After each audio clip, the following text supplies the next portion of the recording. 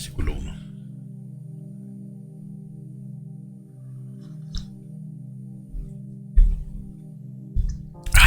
Provechito, bienvenidos a su programa Amanecer Dunamis. Ya saben, aquí estamos listos para poder disfrutar juntos. Un rico cafecito calientito en estas zonas de extremo frío. Bueno, no tanto. No, siempre digo que la tierra donde su servidor nació, ese es de respeto. Pero qué rico. Bueno, vamos a entrar en materia con nuestro libro de Timoteo. Digo, de Filemón. ¿Qué ando haciendo en Timoteo? Es que aquí me apareció eso. No, pero no. Bienvenidos. Espero que me estén viendo bien y de buenas, contentos, felices, agradecidos con Dios, porque Dios es maravilloso. Siempre tiene todo bajo control. No sé por qué a veces algunas cosas no funcionan. Nos tiene a veces al chicote, pero es necesario porque nosotros nos metemos en problemas, ¿no? Hay que compartirlo rápidamente. La primera parte ya la lancé, así es que no se lo pierdan. El intro ya la lanzamos y tuvimos que hacer una pausa en las demás redes que estaban en vivo, porque no hubo de otra. ¿Qué pasó? Así es que pues compártalo en este momento rapidito. Gracias a los que mandan saludos. Muchas gracias. Acabo de leer que me mandaron saludos y están geniales todos. ¿Qué pasó? Es que, bueno, no sé. Y entonces, saluditos. Gracias a todos los que mandan saludos por todos lados. Los que mandan comentarios, a ver, déjenme leer algunos de ellos. Por ejemplo, saludos, Pastor, Dios le bendiga, Pastor, bendiciones, gracias por todas esas buenos deseos y bendiciones. No saben cuánto se agradece que, pues, una palabra de ánimo, mano. De verdad que se agradece porque aquí no es como que digamos muy fácil, no todo. No como que hacer la víctima, no, qué difícil, wow, no. O sea, pero requiere de un cierto esfuerzo, ¿no? Dicen un comercial viejo, se ve fácil, pero requiere de un gran esfuerzo.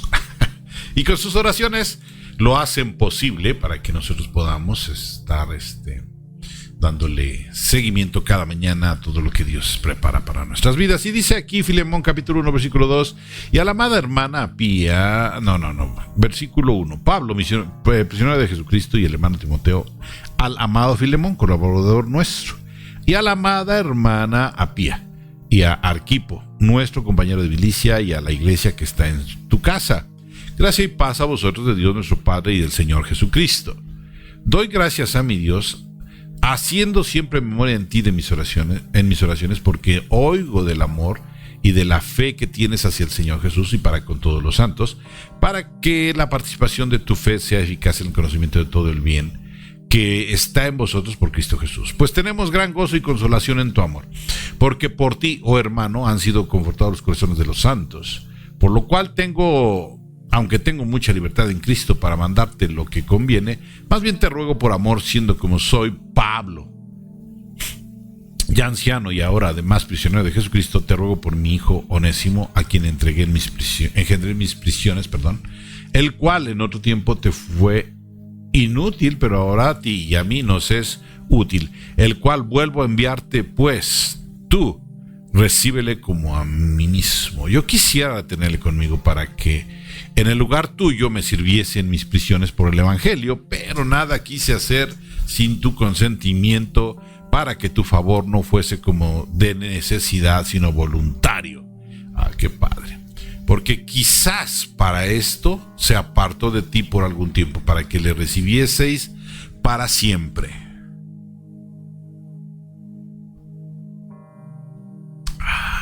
¡Qué cafecito! Provechito allá. No ya como esclavo, sino como más que esclavo, como hermano amado. Con razón dice eso el intro. Mayormente para mí, pero cuanto más para ti, tanto en la carne como en el Señor. Así que si me tienes por compañero, recíbele como a mí mismo. Y si en algo te dañó o te debe, ponlo a mi cuenta, yo pago. Yo, Pablo, lo escribo de mi mano, dice, yo lo pagaré. Por no decirte que aún tú mismo te me debes también. Así es que cualquier cosa que le quieras cobrar a él, cóbramela a mí. ¡Ja! Sí, hermano. ¿Tengo yo algún provecho de ti en el Señor? Conforta mi corazón en el Señor. Te he escrito confiando en tu obediencia, sabiendo que harás aún más de lo que te digo. Prepárame también alojamiento, porque espero que por vuestras oraciones os seré concedido. Te saluda Epafras, mi compañero de prisiones por Cristo Jesús, y Marcos, Aristarco, Demás y Lucas, mis colaboradores. La gracia de nuestro Señor Jesucristo sea con vuestro espíritu. Amén. Y dice Matthew Henry: la fe en Cristo y el amor a Él deben unir a los santos, más estrechamente que cualquier relación externa que pueda unir a la gente del mundo. Pablo era minucioso para con sus amigos. Nosotros debemos recordar mucho y frecuentemente a los amigos cristianos según su necesidad, llevándolos en nuestros pensamientos y nuestras oraciones con el corazón sincero delante de Dios. Los sentimientos y las maneras diferentes en lo que nos es esencial no deben constituir diferencia entre afecto respecto a la verdad. Él pregunta por sus amigos respecto a la verdad, el crecimiento y su fruto en la gracia de su fe en Cristo y su amor a Él y a todos los santos. El bien que hacía Filemón era motivo de gozo y consuelo para él y para los demás, que en consecuencia deseaban que continuara y abundara más y más en buenos frutos para gloria de nuestro Dios. Ahora vamos al libro de Hebreos, ¿les parece? Hebreos y su introducción. Dice aquí que este es el ministerio, muerte y resurrección de Jesús. Desde el año 30 comienza, pues, pasa hasta el 33, luego la composición de Hebreos, desde el año 64 al 67, y la destrucción de Jerusalén y su templo. Hebreos no dice quién la escribió, ni cuándo, ni quiénes lo recibieron con todo. Algunas cosas resultan claras. El escritor es un cristiano de segunda generación y un asociado de Timoteo. La epístola se dirige a cristianos judíos y gentiles que antes adoraban en sinagogas. El escritor sentía por ellos un gran afecto. Estos creyentes enfrentaban persecución. Algunos padecieron la cárcel o perdieron sus propiedades después de profesar su fe en Cristo Jesús. Otros temían que les sucediera lo mismo. Una pista para fechar la epístola es que los sacerdotes aún ofrecían sacrificios en el templo de Jerusalén. Los romanos destruyeron el templo en el año 70 después de Cristo, así que la epístola fue enviada antes de esto. Dado que el único lugar en que la Biblia menciona a Timoteo sin mencionar a Pablo, puede que la epístola se escribiera tras su martirio. Luego dice: a finales del siglo I, el imperio romano exigía lealtad al emperador como Dios y rey. La sociedad romana reforzó esta exigencia a través de muchos eventos culturales familiares y comunitarios. Los cristianos rehusaban adorar al emperador o a cualquier otro dios falso. Esto les ponía en varios niveles de peligro. Algunos sufrieron golpizas, multas, confiscación de sus propiedades o prisión. La mayoría de los cristianos experimentaron al menos algún grado de hostilidad, por lo menos uno. Algunos creyentes, comprensiblemente atemorizados, consideraron regresar a las sinagogas, una institución aceptada por el Imperio Romano. El autor les recuerda a los creyentes oprimidos que Cristo ha instituido ahora el nuevo pacto mediante su muerte en la cruz. Por tanto, ya no hay ningún otro sacrificio válido por el pecado. Los lectores deben de mirar a Jesús para hallar esperanza y alivio del sufrimiento. Tan tan. Ahora vamos a el capítulo 1 de nuestro libro maravilloso de Hebreos hoy. Mientras les doy gracias a cada uno de ustedes por estar pendientes de lo que aquí se produce y se hace. Ustedes son la razón, la inspiración, la oración, el origen de todo esto. Gracias, porque ya tenemos suscriptores nuevos. Eso es fantástico. Bueno, vamos pues.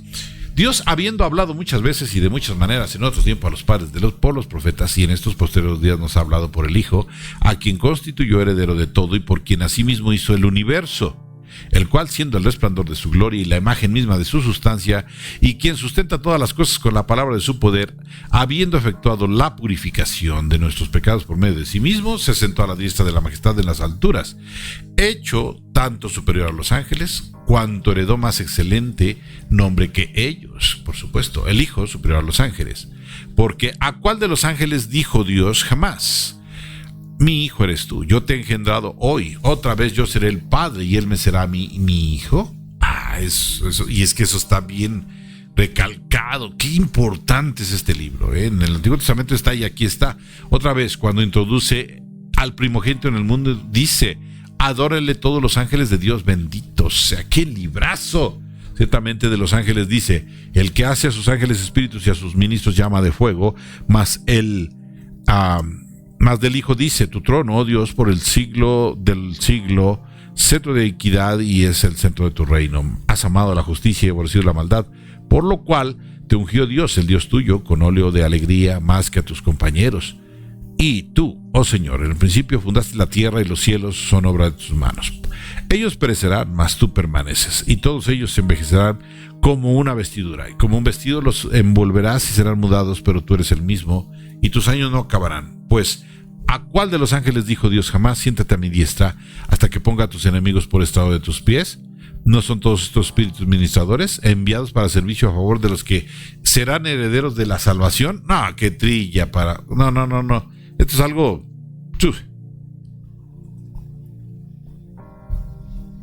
súper sustancioso. Capítulo 2. Por tanto es necesario que con más diligencia atendamos las cosas que hemos oído, no sea que nos deslicemos. Porque si la palabra dicha por medio de los ángeles fue firme y toda transgresión, desobediencia recibió justa retribución, santo Dios, ya empezaron los derechazos. ¿Cómo escaparemos nosotros si descuidamos una salvación tan grande? La cual, habiendo sido anunciada primeramente por el Señor, nos fue confirmada por los que la oyeron, testificando Dios juntamente con ellos con señales y prodigios y diversos milagros y repartimientos del Espíritu Santo según su voluntad. El autor de la salvación, porque no sujetó a los ángeles el mundo venidero acerca del cual estamos hablando, pero alguien testificó en cierto lugar diciendo: ¿quién es el hombre para que te acuerdes de él? ¿O el hijo del hombre para que lo visites? Le hiciste un poco menor que los ángeles, le coronaste de gloria y de honra, y le pusiste sobre las obras de tus manos. Todo lo sujetaste bajo sus pies, porque en cuanto le sujetó todas las cosas, nada dejó que no sea sujeto a él. Pero todavía no vemos que todas las cosas le sean sujetas. Pero vemos a aquel que fue hecho un poco menor que los ángeles, a Jesús coronado de gloria y de honra a causa del padecimiento de la muerte, para que por la gracia de Dios gustase la muerte por todos. Porque convenía a aquel por cuya causa son todas las cosas y por quien todas las cosas subsisten, que habiendo de llevar muchos hijos a la gloria, perfeccionase por aflicciones al autor de la salvación de ellos. Porque el que santifica y los que son santificados de uno son todos, por lo cual no se avergüenza de llamarlos hermanos, diciendo: anunciaré a mis hermanos tu nombre. En medio de la congregación te alabaré. Y otra vez, yo confiaré en él. Y de nuevo, he aquí yo y los hijos de Dios que Dios me dio. Así que, por cuanto los hijos participaron de carne y sangre, él también participó de los mismos, para destruir por medio de la muerte al que tenía el imperio de la muerte, esto es, al diablo, y librar a todos los que por el temor de la muerte estaban durante toda la vida sujetos a servidumbre, porque ciertamente no corrió a los ángeles, no socorrió a los ángeles, sino que socorrió a la descendencia de Abraham, como tú y como yo, por lo cual debía de ser en todo semejante a los hermanos, para venir a ser misericordioso y fiel como sacerdote en lo que a Dios se refiere, para expiar los pecados del pueblo. Esa es la razón principal de la venida del Señor Jesucristo en esta tierra hace 2000 años como hombre. Pues en cuanto él mismo padeció siendo tentado, escúchalo bien, es poderoso para socorrer a los que son tentados. Así es que no tenemos a alguien que no nos entienda, ¿vale? Por tanto, hermanos santos, participantes del llamamiento celestial, considerar el apóstol y sumo sacerdote de nuestra profesión, Cristo Jesús, el cual es fiel al que lo constituyó, como también lo fue Moisés en toda la casa de Dios, porque de tanto mayor gloria que Moisés es estimado digno cuanto tiene mayor honra que la casa que le hizo. Por toda casa, porque toda casa es hecha por alguno, pero el que hizo todas las cosas es Dios. Y Moisés a la verdad fue fiel en toda la casa de Dios como siervo para testimonio de lo que se iba a decir. Pero Cristo como hijo sobre su casa, la cual casa somos nosotros, si retenemos firme hasta el fin la confianza y el gloriarnos en la esperanza. Por lo cual, como dice el Espíritu Santo, si oyereis hoy su voz, no endurezcáis vuestros corazones como en la provocación, en el día de la tentación en el desierto, porque donde me tentaron vuestros padres me probaron y vieron mis obras 40 años. Ay, cuidado, ¿verdad? Oye, hay que subrayarlo porque eso es delicado, ¿eh? No es estar pidiendo pruebas y no, cuidado. Se nota aquí. A causa de lo cual me disgusté contra esa generación y dije, siempre andan vagando en su corazón, siempre están pregunte y pregunte, y no han conocido mis caminos. Por tanto, juré en mi ira, no entrarán en mi reposo, santo Dios. Mirad, hermanos, que no haya en ninguno de vosotros un corazón malo de incredulidad para apartarse del Dios vivo. Fíjate, antes exhortaos los unos a los otros cada día, entre tanto que se dice hoy, para que ninguno de vosotros se endurezca por el engaño del pecado, porque somos hechos participantes de Cristo, con tal que retengamos firme hasta el fin nuestra confianza del principio. Entre tanto que se dice, si oyeres hoy su voz, no endurezcáis vuestros corazones como en la provocación. ¿Quiénes fueron los que, habiendo oído, le provocaron? ¿No fueron todos los que salieron de Egipto por mano de Moisés, y con quienes estuvo él disgustado 40 años? Ay, si se disgusta a tiempo, ¿eh? ¿No fue con los que pecaron, cuyos cuerpos cayeron en el desierto, y a quienes juró que no entrarían en su reposo, sino que a aquellos que desobedecieron? Y vemos que no pudieron entrar a causa de la incredulidad. Ay. Aguas, la fe, pase lo que pase, la fe. Todo estará bien, vamos a estar bien, estamos sanos, estamos libres. Cuidado, porque andarte así en esa actitud media ambigua, porque a veces ni nosotros nos entendemos, no es nada buena.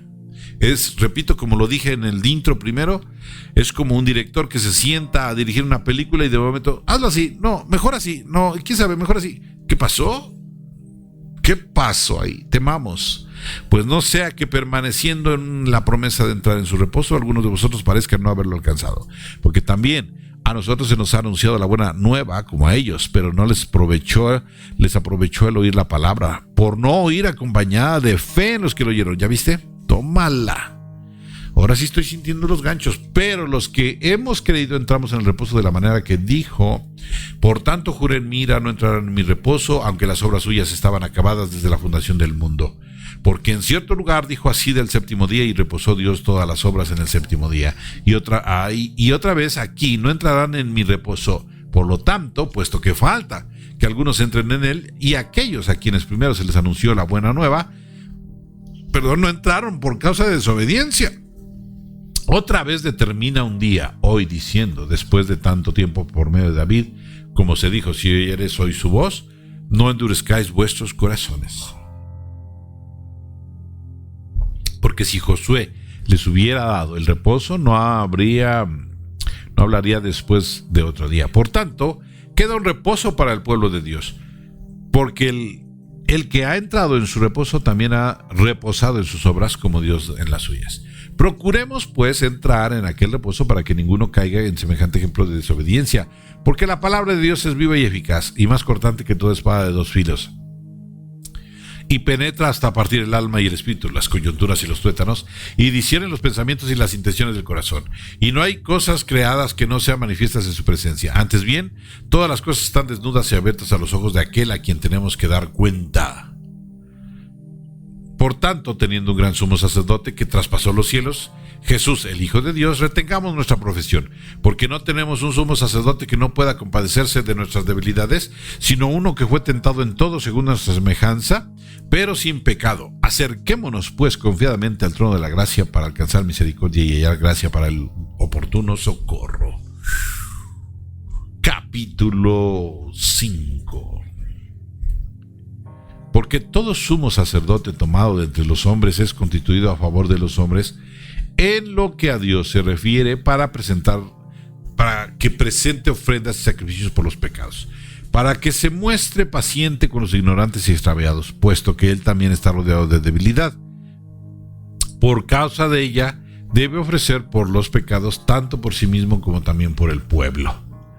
Y nadie toma para sí esta honra, sino el que es llamado por Dios, como lo fue Aarón. Así tampoco Cristo se glorificó a sí mismo, haciéndose sumo sacerdote, sino el que le dijo: tú eres mi hijo, yo te he engendrado hoy. Como también dice en otro lugar: tú eres sacerdote para siempre, según el orden de Melquisedec.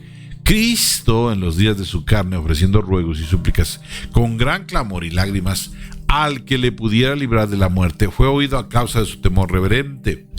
Y aunque era hijo, por lo que ha padecido, por lo que padeció, aprendió la obediencia, y habiendo sido perfeccionado, vino a ser autor de eterna salvación para todos los que le obedecen. Y fue declarado por Dios sumo sacerdote según el orden de Melquisedec. Acerca de esto tenemos mucho que decir, y difícil de explicar por cuanto os habéis hecho tardos para oír. Hoy está bien intenso. Porque debiendo ser ya maestros después de tanto tiempo, tenéis necesidad de que os vuelva a enseñar cuáles son los primeros rudimentos de las palabras de Dios, y habéis llegado a ser tales que tenéis necesidad de leche y no de alimentos. No, pues con razón se molestó, por supuesto. Saluditos ahí, los comentarios, doña Rosa, qué bueno que está ahí. Y todo aquel que participa de la leche es inexperto en la palabra de justicia, porque es niño, pero el alimento sólido es para los que han alcanzado madurez, para los que por el uso tienen los sentidos ejercitados en el discernimiento del bien y del mal. ¡Wow! Capítulo 6. Por tanto, dejando ya los rudimentos de la doctrina de Cristo, vamos adelante a la perfección, no echando otra vez el fundamento del arrepentimiento de obras muertas, de la fe en Dios, de la doctrina de bautismos, de la imposición de manos, de la resurrección de los muertos y del juicio eterno. Y esto haremos si Dios en verdad lo permite, porque es imposible que los que una vez fueron iluminados y gustaron del don celestial y fueron hechos partícipes del Espíritu Santo, y asimismo gustaron de la buena palabra de Dios y los poderes del siglo venidero, y recayeron, sean otra vez renovados para arrepentimiento, crucificando de nuevo para sí mismos al Hijo de Dios y exponiéndole a vituperio, porque la tierra que bebe la lluvia, que muchas veces cae sobre ella y produce hierba provechosa a aquellos por los cuales es labrada, recibe bendición de Dios.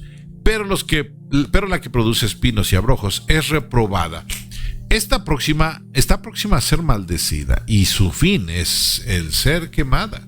Pero en cuanto a vosotros, oh amados, estamos persuadidos de cosas mejores y que pertenecen a la salvación, aunque hablamos así. Porque Dios no es injusto para olvidar nuestra obra y el trabajo de amor que habéis mostrado hacia su nombre, habiendo servido a los santos y sirviéndoles aún.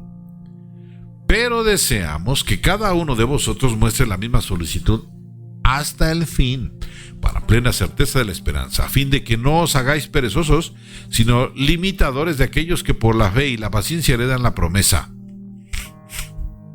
Porque cuando Dios hizo la promesa a Abraham, no pudiendo jurar por otro mayor, juró por sí mismo, diciendo: de cierto te bendeciré con abundancia y te multiplicaré grandemente. Y habiendo esperado con paciencia, alcanzó la promesa. Porque los hombres ciertamente juran por uno mayor que ellos, y para ellos el fin de toda controversia es el juramento para confirmación. Por lo cual, queriendo Dios mostrar más abundantemente a los herederos de la promesa la inmutabilidad de su consejo, interpuso juramento, para que por dos cosas inmutables en las cuales es imposible que Dios mienta, tengamos un fortísimo consuelo los que hemos acudido para asirnos de la esperanza puesta delante de nosotros, la cual tenemos como segura y firme ancla del alma, y que penetra hasta dentro del velo, donde Jesús entró por nosotros como precursor, hecho sumo sacerdote para siempre según el orden de Melquisedec. Matthew Henry, porque este tema está delicado, dice: debe exponerse toda parte de la verdad y la voluntad de Dios ante todos los que profesan el Evangelio e instárselas en sus corazones y conciencias. No debemos estar siempre hablando de cosas externas, las cuales tienen su lugar de uso, pero a menudo consumen demasiada de nuestras atenciones y tiempo, que podrían emplearse mejor. El pecado humillado que se declara culpable y clama misericordia no puede tener fundamentos para desesperarse. A partir de este pasaje, cualquiera sea la acusación de su conciencia, tampoco prueba que alguien hecho nueva criatura en Cristo llegue a ser un apóstata definitivo. Claro que no. El apóstol no habla de las caídas de los menos profesos, nunca convictos ni incluidos en el evangelio, por el evangelio. Esos no tienen nada de qué caerse sino un hombre vacuo o una confesión hipócrita. Tampoco habla de los desvíos y resbalones temporarios. Tampoco se quiere representar aquí a esos pecados en que caen los cristianos por la fuerza de las tentaciones o el poder de alguna lujuria. Ojo con lo que está diciendo. Cualquiera que sea, mundana o carnal. Aquí se alude a la caída, que significa renunciar abiertamente y claramente a Cristo por enemistad de corazón contra Él, su causa y pueblo, de parte de los hombres que en sus mentes aprueban a los actos de sus asesinos. Ahí está. Y todo esto, o sea, es ponerse de acuerdo con los malignos. Es echar pasos para atrás y decir, yo voy para atrás. O sea, no es el pecado, cualquiera que este sea, ¿no? Solo es eso, que ya es alta traición. Y todo esto después de que ellos han recibido el conocimiento de la verdad y saboreado algunos de sus consuelos. De ellos se dice que es imposible renovarlos otra vez para el arrepentimiento, no porque la sangre de Cristo sea insuficiente para obtener el perdón de estos pecados, sino que este pecado por sí mismo, por su misma naturaleza, se opone al arrepentimiento y a toda cosa que se conduzca. O sea, toda la gente que la ves, no que pecó, sino que ya no vuelve a estar en las cosas de Dios, orando, buscando a Dios, porque haya hecho lo que haya hecho, mientras insista en buscar a Dios, habrá redención. Donde se pierde es cuando dicen, no, yo voy para atrás y voy a hacer mi vida y voy a hacer lo que me venga en gana. Es eso lo que ya no, esos son los que ya están cortados. Cuidado, porque es ponerse de acuerdo con los asesinos, lo dice claro. Si los que temen que no haya misericordia para ellos, por comprender erróneamente este pasaje y sus propios casos, atendieran el relato dado por la naturaleza de este pecado, que es una renuncia total y voluntaria de Cristo y su causa, uniéndose a sus enemigos, les aliviaría de sus temores equivocados. Nosotros mismos debemos tener cuidado y advertir al prójimo de todo acercamiento al abismo tan terrible como la apostasía, que es ir hacia atrás y abandonar todo. Pero al hacerlo debemos mantenernos acerca de la palabra de Dios. ¿Qué tal, teniendo cuidado de no herir ni aterrorizar al débil o a desanimar al caído y penitente? Los creyentes no solo saborean la palabra de Dios, sino que se la deben. Este fértil campo huerto recibe la bendición, pero el cristiano, que lo es solo de nombre, sigue estéril bajo los medios de gracia y nada produce, salvo engaño y egoísmo. Estando cerca del espantoso estado recién descrito, la miseria eterna era el final reservado para él. Velemos con humilde cautela y oración por nosotros. ¡Wow! ¡Qué bueno que quedó grabado! Capítulo 7. Porque este Melquisedec, rey de Salem, sacerdote del Dios Altísimo, que salió a recibir a Abraham, que volvía de la derrota de los reyes y le bendijo, a quien asimismo dio a Abraham los diezmos de todo, cuyo nombre significa primeramente rey de justicia y también rey de Salem, esto es rey de paz, sin padre, sin madre, sin genealogía, que tiene principios de días, que no tiene ni tiene principio de días, ni fin de vida, sino hecho semejante al Hijo de Dios, permanece sacerdote para siempre. Sí, porque se acuerdan que en la Biblia están registrados incluso genealógicamente de dónde salieron los personajes y de quién son parientes, pero Melquisedec no lo hay. Considera pues cuán grande era este a quien aún Abraham el patriarca dio diezmos del botín. Ciertamente los que de entre los hijos de Leví reciben el sacerdocio tienen mandamiento de tomar del pueblo los diezmos según la ley, es decir, de sus hermanos, aunque estos también hayan salido de los lomos de Abraham. Pero aquel cuya genealogía no es contada de entre ellos, tomó de Abraham los diezmos y bendijo al que tenía las promesas. Y sin discusión alguna, el menor es bendecido por el mayor. Y aquí ciertamente reciben los diezmos hombres mortales, pero allí uno de quien se da testimonio del que vive. Y por decirlo así, en Abraham pagó el diezmo también Leví, que recibe los diezmos, porque aún estaban en los lomos de su padre cuando Melquisedec le salió al encuentro. Sí, pues, la perfección fuera por el sacerdocio levítico, porque bajo él recibió el pueblo la ley. ¿Qué necesidad habría aún de que se levantase otro sacerdote según el orden de Melquisedec y que no fuese llamado según el orden de Aarón? Porque cambiado el sacerdocio necesario es que haya también cambio de ley. Y aquel de quien se dice esto es de otra tribu de la cual nadie sirvió el altar. Porque manifiesto es que nuestro Señor vino de la tribu de Judá, de la cual nada habló Moisés tocante al sacerdocio. Y esto es aún manifiesto. Si a semejanza de Melquisedec se levanta un sacerdote distinto, no constituido conforme a la ley del mandamiento acerca de la descendencia, sino según el poder de una vida indestructible, pues se da testimonio de él: tú eres sacerdote para siempre, según el orden de Melquisedec. Queda pues abrogado el mandamiento anterior a causa de su debilidad e ineficacia, pues nada perfeccionó la ley y de la introducción de una mejor esperanza por la cual nos acercamos a Dios. Y esto no fue hecho sin juramento, porque los otros ciertamente sin juramento fueron hechos con sacerdotes, pero con el juramento del que lo dijo. Juró el Señor y no se arrepentirá: tú eres sacerdote para siempre según el orden de Melquisedec. Por tanto, Jesús es hecho fiador de un pacto mejor, y los otros sacerdotes llegaron a ser muchos debido a que por la muerte no podían continuar. Mas por cuanto permanece para siempre, tiene un sacerdocio inmutable, por lo cual puede también salvar perpetuamente a los que por él se acercan a Dios, viviendo siempre para interceder por ellos. Porque tal sumo sacerdote nos convenía, santo, inocente, sin mancha, para todos los pecadores, y hecho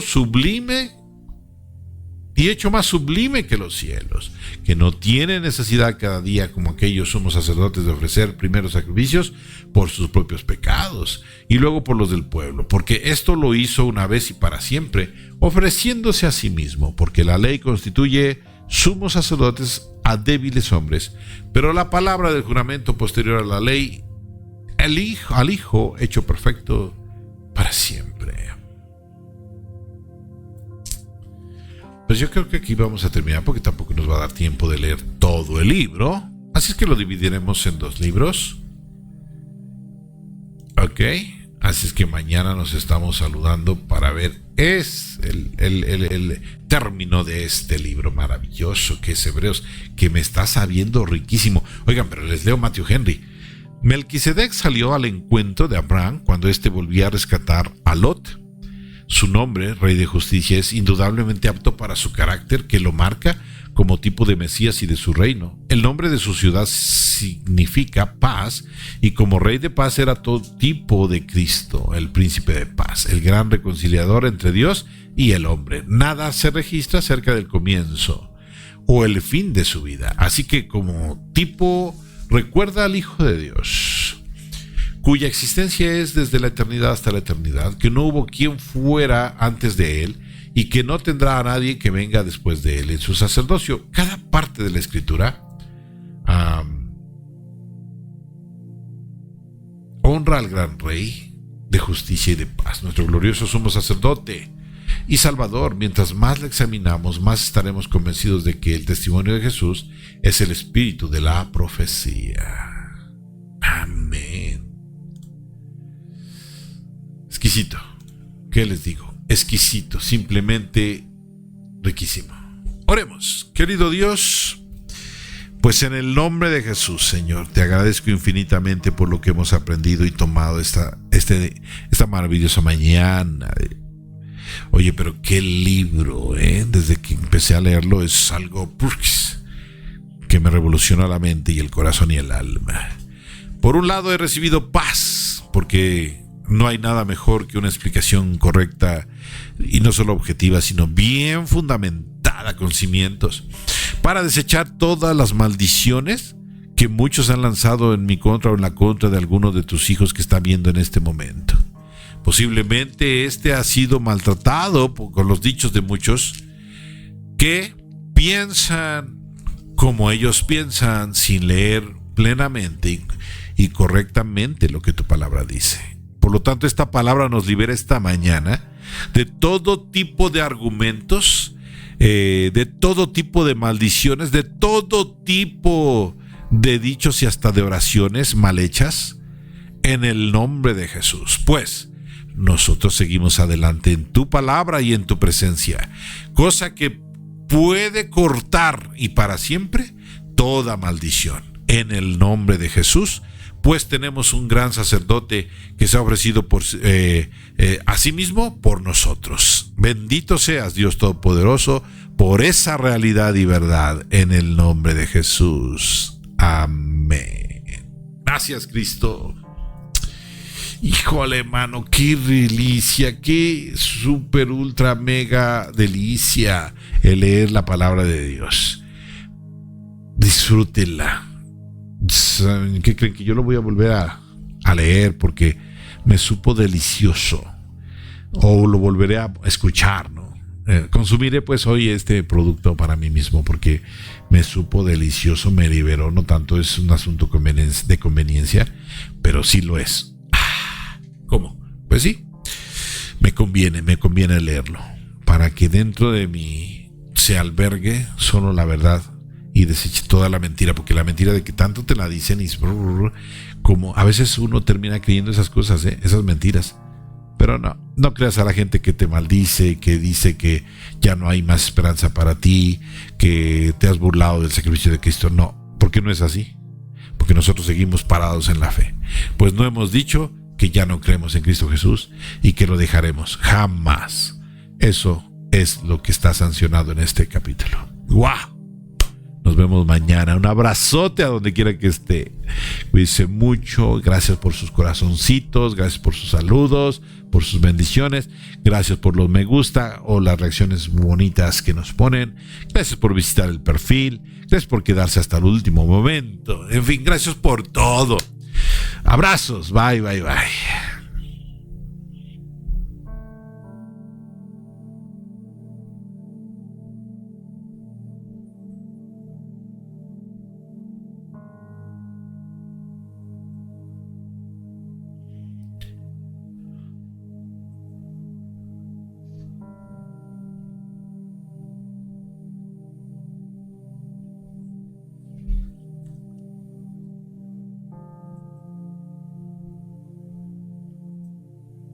Doña Rosa, qué bueno que está ahí.